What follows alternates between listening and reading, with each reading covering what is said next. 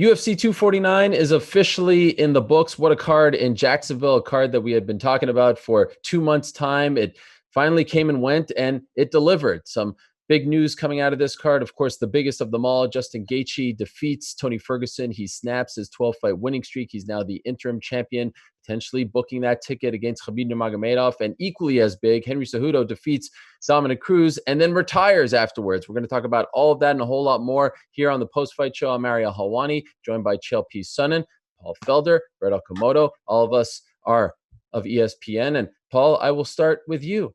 You picked Justin Gaethje. You picked the underdog. Now, be honest with me. Did you think it would go down like that? Did you think it would be that one-sided? No, but I mean, it was one-sided, right? But there was moments that Tony looked like he was coming right back into this fight. The end of the second, I believe it was, dropped Justin. It looked like tides were going to turn there. I didn't expect it to go into the fifth and get a finish there, right? I thought Justin would slow down at some point and Tony would be able to overwhelm him if it went past the fourth round. But I did pick him to win, and I thought it would be the boxing and the striking that was going to get it done for him. And that's ultimately what did it. But I didn't see it going down quite how it went. But I'm so glad that it did. I mean, that fight, as a fan, was amazing. Obviously, as somebody that's been through some of these kind of fights and looks at these guys, I feel for them tomorrow morning and tonight. They're going to be in a lot of pain. But, man, they delivered. And Justin Gaethje is the truth. Chael, for those that may have missed it, what did Gaethje do so well in this fight to look like that? Perhaps his greatest performance of his UFC and MMA career. And I'll tell you, Ariel, Gaethje did not look like himself when he got into the cage. I thought that his eyes and his facial and his body language looked distant. He did not sound like himself during fight week. He was talking about, I've only got 10 to 12 minutes in me, and I've got to get Ferguson out of there. Should this go late, you better hope you bet on Tony. He was extremely respectful. He seemed like he was questioning himself. Ariel, I don't believe any of that, even in hindsight, to be gamesmanship.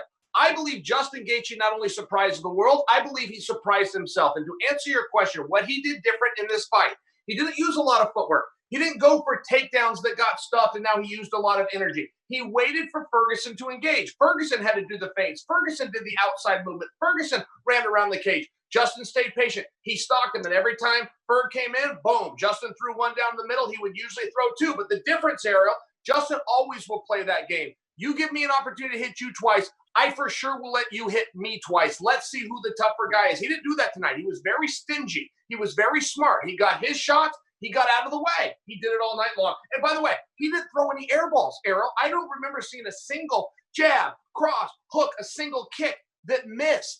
He was able to extend that energy that he felt he had to 24 minutes.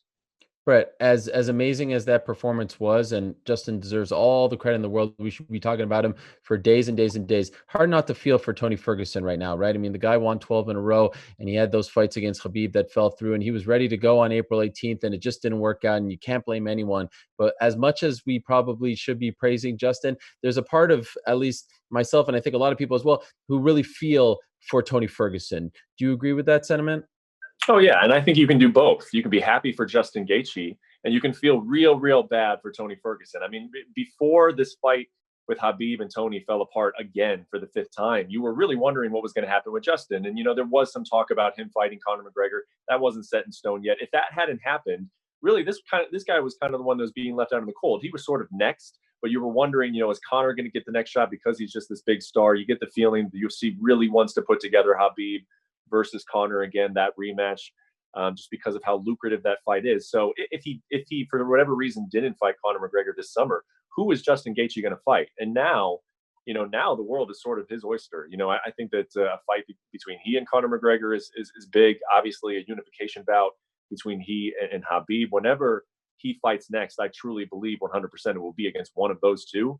So you feel great for him. And on the back end, yeah, of course. Tony Ferguson has had a rough go in this sport. He's done everything that you would hope an athlete would do. He's raised his hand. He's taken the fights. He's done the long way. He hasn't cut any corners. He's had some bad luck as it has all unfolded. Again, we go back and look at all the canceled fights with Khabib. This guy's won 12 fights in a row in the lightweight division and did not get a chance to fight for an undisputed championship. So yes, I feel very badly for Tony Ferguson, and unfortunately, I don't think he's going to get a big fight after this. I think he's going to have to go back in line. He's going to fight somebody that maybe a whole lot of people don't want to fight, like a Charles Oliveira type, a guy who's been on a run, not the biggest name. Very, very tough fight for Tony. I think he's going to take that type of a matchup. Paul, I see you shaking your head. I can think of a lot of other guys ahead of him before Charles Oliveira gets that fight. I can tell you that. There's one guy right here that would take that fight before Charles Oliveira. But this isn't about me. This is about the guys that fought tonight. And I think he will get a bigger fight than that. And I'm not saying Charles doesn't deserve that. He's been absolutely murdering the lightweight division. But I think Tony still deserves the respect of this division to get even bigger than me if there was a case in that. I think he's still in line. And if he doesn't get a fight that puts him right back in there, that would be kind of disrespectful to him. But we've seen that happen before. You're right, Brett, where he might just get knocked back down the line because that's how this sport is. It's unforgiving sometimes. But my God, if you don't give that guy a chance to kind of jump back into the spotlight after a performance like that, even though he didn't come out on the end of it, I mean, you couldn't ask for a grittier performance. That guy didn't quit. That guy was not out of that fight. That was stopped by the ref, who was concerned about his health, which we can't argue that, right? I mean, when you look at the playback of how that went down, he was hurt badly. He was getting busted up. So you can't argue that stoppage. But Tony is, man, I was a fan of him coming into this fight, but after tonight, I'm even more of a fan. That guy is truly in there and is a warrior. So I hope he gets a big fight, and we'll see what happens. But yeah, I hope it's not, to the back of the line for him. Chael, it's hard to predict the future right now in the sport. I mean, there's an event on May 23rd that doesn't have a location yet. That's in 2 weeks. They haven't even fully announced the entire card. But if we could look ahead and let's just assume normalcy resumes, and let's assume that Justin Gaethje gets that fight against Khabib Nurmagomedov.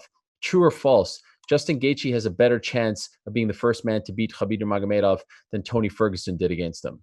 Well, according to Dustin Poirier, Dustin Poirier has been in there with Khabib. He's been in there with Dustin, and he has spoken very publicly to say that Dustin has a better chance than anybody of beating Khabib. In fact, I thought Justin was a harder fight. Now, that's very interesting, considering Poirier beat one and lost to the other. But I think we have to listen to his opinion. When you do talk about what next for Tony, guys, I'd like to see all options on the table at this point. And yes, I am talking about potentially retirement. I've never called for someone's retirement. I'm not calling for it now.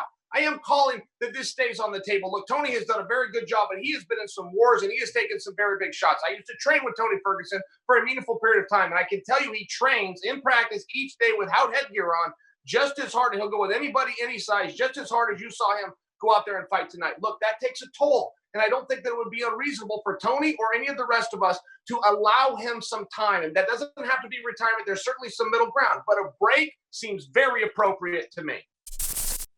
Thank you for watching ESPN on YouTube. For live streaming sports and premium content, subscribe to ESPN+.